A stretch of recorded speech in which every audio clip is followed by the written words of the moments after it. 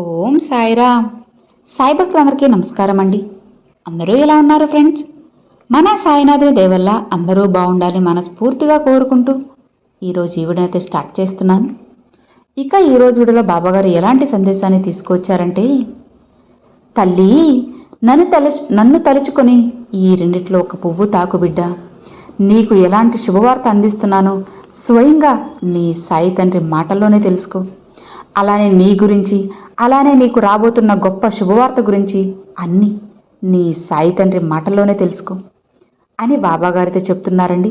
మరి బాబాగారు మనకి ఏం చెప్పబోతున్నారో, ఎలాంటి శుభవార్త అందించబోతున్నారో, అవి ఏంటి అనేది ఇలా అన్నీ కూడా స్వయంగా మన సాయి తండ్రి మాటల్లోనే విందామా? బాబాగారు చెప్తున్నారు అంటే ఏదో ఒక అర్థం అనేది అందులో దాగి ఉంటుంది కదా. ఇక లేట్ చేయకుండా బాబాగారు ఏం చెప్తున్నారు అంటే, బాబాగారు చెప్పినట్లుగానే రెండు పువ్వులను అయితే మన ముందు ఉంచారండి. ఒకటి మందారం, అలానే రెండవది గులాబీ అన్నమాట. ఈ రెండు పువ్వుల్లో ఒక పువ్వుని తాకండి. బాబాగారు అందించబోయే శుభవార్త ఏంటో మన సాయి తండ్రి మాటలోనే తెలుసుకుందాం. ఒక్కసారి సాయినాథుని తలుచుకొని ఓం సాయిరామ్ అని అనుకొని ఈ రెండు పువ్వుల్లో ఒక పువ్వుని తాకారు అంటే మీరు అందుకోబోయే శుభవార్త ఏంటి, మీ భవిష్యత్తు ఎలా ఉండబోతుందో, ఇలా అన్నీ కూడా స్వయంగా మన సాయి తండ్రి మాటలోనే విందామండి. బాబాగారు మన కోసంగా ఈ శుభవార్తను తీసుకువచ్చారంటే ఖచ్చితంగా మన జీవితం మారిపోతుందన్నమాట. ఒక పువ్వుని అనుకున్న మీకు బాబాగారి మాటల్లో మీ గురించి ఏం చెబుతున్నారో శ్రద్ధగా విందాం. అనుకున్నారా ఫ్రెండ్స్? సరే, ఇక సాయి మాటల్లో విందామా? మొదటిగా మందార పువ్వు. మందార పువ్వు తాకిన వాళ్ళకి బాబాగారు ఏం చెప్పబోతున్నారో, వారి గురించి ఏం చెప్పబోతున్నారో, వాళ్ళ భవిష్యత్తు ఏంటి, వాళ్ళకి ఎలాంటి శుభవార్త రాబోతుందో స్వయంగా ఇప్పుడు మనం తెలుసుకుందాం. తల్లి,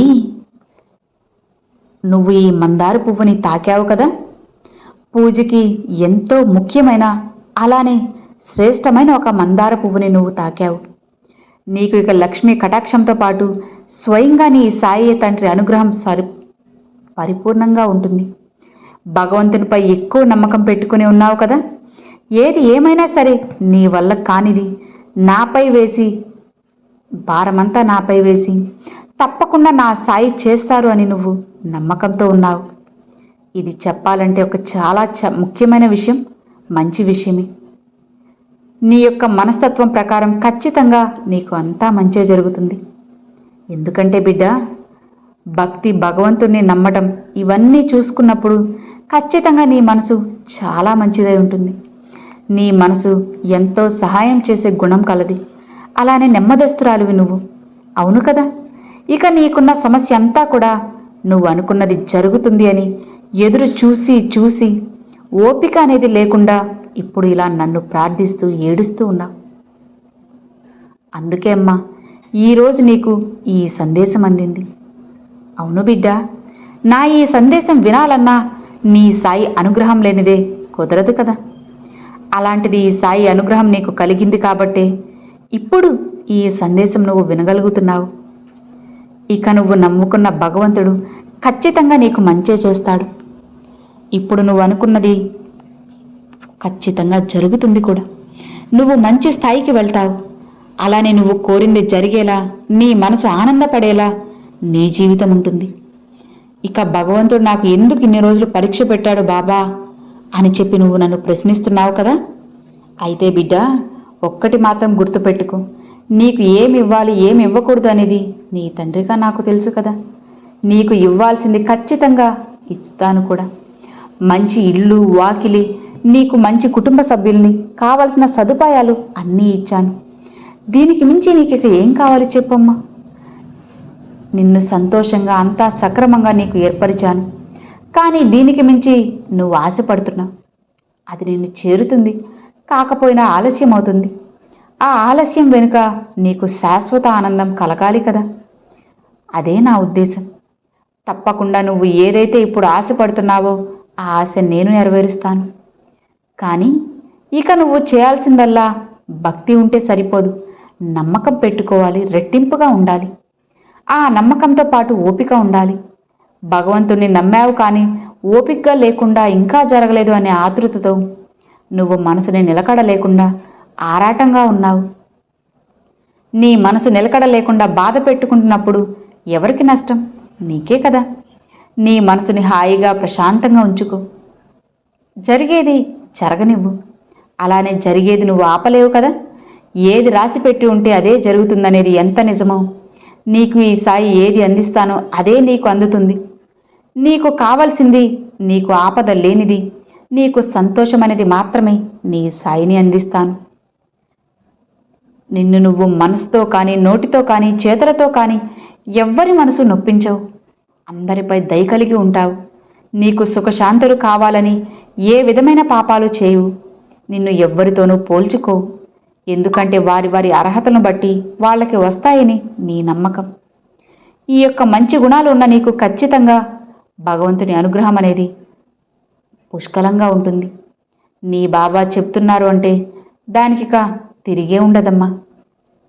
నీ సాయిని నమ్మి ఈరోజు నువ్వు ఈ మందార పువ్వుని తాకావు కదా, ఇక నీ జీవితం అత్యద్భుతంగా ఉండబోతుంది. అలానే నువ్వు ఊహించినంత గొప్పగా, ఆనందంగా, హాయిగా కూడా ఉంటుంది. ఇక నువ్వు ఎలాంటి దిగులు, భయము, బాధ ఇవి ఏవీ కూడా పెట్టుకోవాల్సిన అవసరం లేదు. నువ్వు నిశ్చింతగా ఉంటే చాలు. నీకు కావలసినవన్నీ నీ సాయి తండ్రి ఇచ్చి పెడతాను కదా. ముఖ్యంగా ఈ సాయి అనుగ్రహం నీకు పరిపూర్ణంగా ఉంటుంది. బిడ్డా విను, దైవం ఇచ్చిన దానితో తృప్తిగా జీవించు. లభించిన దాన్ని తప్పకుండా ఆనందంగా స్వీకరించు. నువ్వు స్వీకరించిన దానితో తృప్తిగా, సంతోషంగా ఉండు. దేనికి భయపడకు, అనవసరంగా ఆరాటపడకు. ఈ భగవంతుని అనుమతి లేనిదే నీకు ఏదీ జరగదు కదా. అలాంటిది భగవంతుని అనుగ్రహం లేనిదే ఇక్కడ ఏదీ జరగదు. ఇప్పుడు జరుగుతున్నదంతా భగవంతుని సంకల్పం వల్లే జరిగిందని గుర్తుపెట్టుకో. ఇక నీకు అంతా కూడా శుభమే జరుగుతుంది. నమ్మి ముందడుగు వేశావంటే నీ జీవితం ఇంకా బాగుంటుంది. నన్ను నమ్మి ఈ మందార పువ్వుని తాకావు కదా. మందార పువ్వు భగవంతునికి పూజకు ఎంతో మంచిది. అలాంటి పువ్వుని తాకిన నీకు భగవంతుని అనుగ్రహం ఖచ్చితంగా ఉంటుంది. ఇక భయపడకు. నీ యొక్క సుఖశాంతులు శాశ్వతమవుతాయి. నీకు అంతా మంచే జరుగుతుంది. నీ ఇంట్లో ఎప్పుడూ కూడా భగవంతుని అనుగ్రహం ఉంటుంది. దైవశక్తి నిండుగా ఉండడం వల్ల నీకు, నీ కుటుంబానికి ఎలాంటి ఆపద రాదు. ఇక నిశ్చింతగా, ప్రశాంతంగా ఉండు. నీ సాయిని నేను నీకు తోడుంటాను కదా, భయపడకు తల్లి అని బాబాగారైతే మందార పువ్వు తాకిన వాళ్ళకైతే చెప్పారండి. సో విన్నారు కదండి, బాబాగారు ఈ విధంగా మందార పువ్వు తాకిన వాళ్ళకైతే చెప్పారు. ఇది మీకు నచ్చింది, అలానే అర్థమైంది అని అనుకుంటున్నాను. మరి ఇక రెండవది రోజా పువ్వు.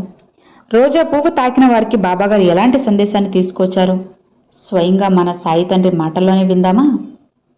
బాబాగారు ఏం చెప్తున్నారు అంటే, తల్లి, నన్ను నమ్మి నువ్వు ఈ రోజా పువ్వుని తాకావు కదా, అయితే నీ గురించి ఒకే ఒక్కసారి ఒక్క ముక్కలో చెప్పేస్తాను విను.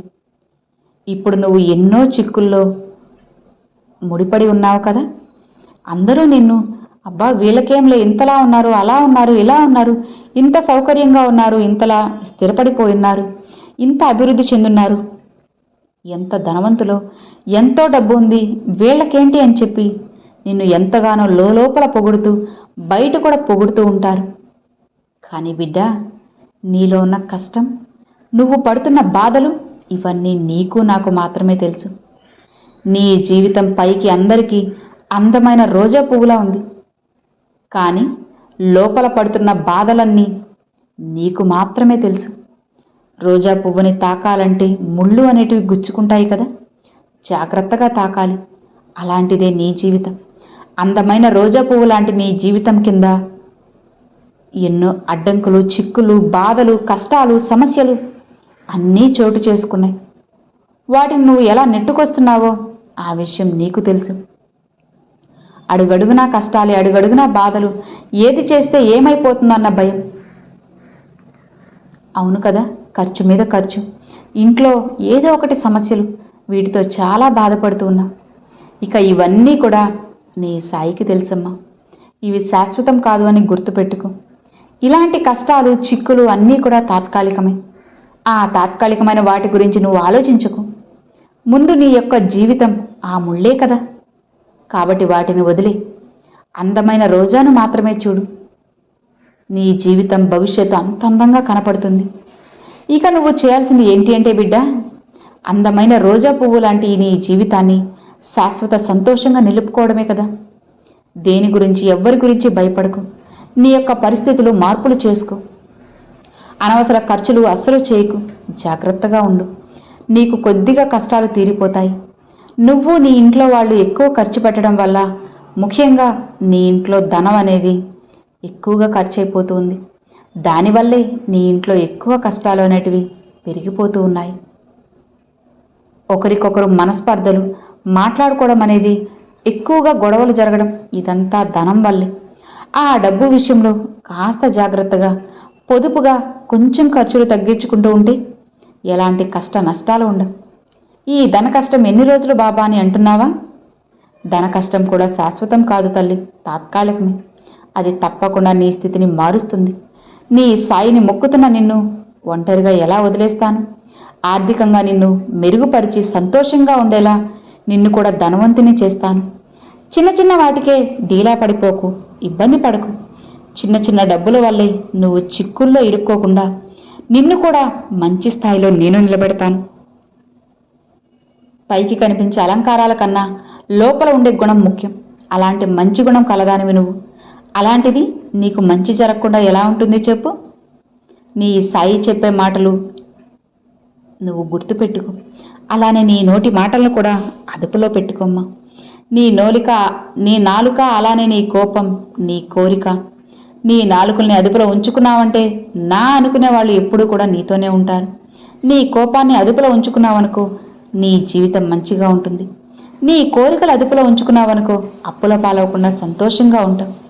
నీ జీవితం ఆర్థిక ఇబ్బందులు పాలవకుండా హాయిగా ఉంటావు. చివరిగా ఒక్క విషయం చెబుతున్నాను వినుబిడ్డ. కింద ఉన్న ముళ్ళులాగా నీ జీవితంలో కొన్ని చిక్కులు ఉన్నా ఆ చిక్కులు తొలగిపోయి సంతోషంగా ఉంటావు. నీకున్న ఆర్థిక ఇబ్బందులన్నీ తొలగి అతి త్వరలో నువ్వు మంచి స్థాయికి వెళ్తావు. కాబట్టి దేనికి కూడా భయపడకు, బాధపడకు. అనవసరమైన ఖర్చులు తగ్గించుకొని ఆనందంగా సంతోషంగా ఉండు. నీ సాయి ఇచ్చిన దానితో తృప్తిపడు. లేని దానికోసం ఆరాటపడకు, ఉన్నదానితో తృప్తిపడు. నీ జీవితం నీకోసంగా చాలా సంతోషంగా ఉంటుంది. రానున్న రోజుల్లో నీకు అన్నీ కూడా శుభవార్తలే.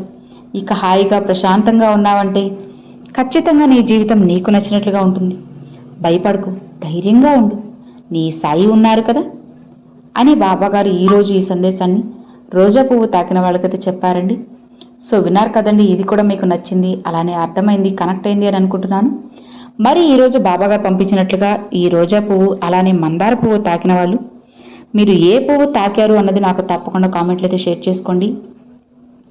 అలానే ఈ వీడియో ఎలా అనిపించిందని కూడా నాతో కామెంట్లు అయితే షేర్ చేసుకోండి ఫ్రెండ్స్. మన బాబాగారు పంపించినట్లుగా ఇది మీ అందరికీ నచ్చింది, కనెక్ట్ అయింది అని అనుకుంటున్నాను. నచ్చితే ఒక చిన్న లైక్ చేయండి, మరికొంతమంది మీ ఫ్రెండ్స్ అండ్ ఫ్యామిలీస్కి షేర్ చేయండి. ఫస్ట్గా మన ఛానల్ చూసేవాళ్ళు సబ్స్క్రైబ్ చేసి సపోర్ట్ చేయండి friends. Thanks for watching. Om Sairam.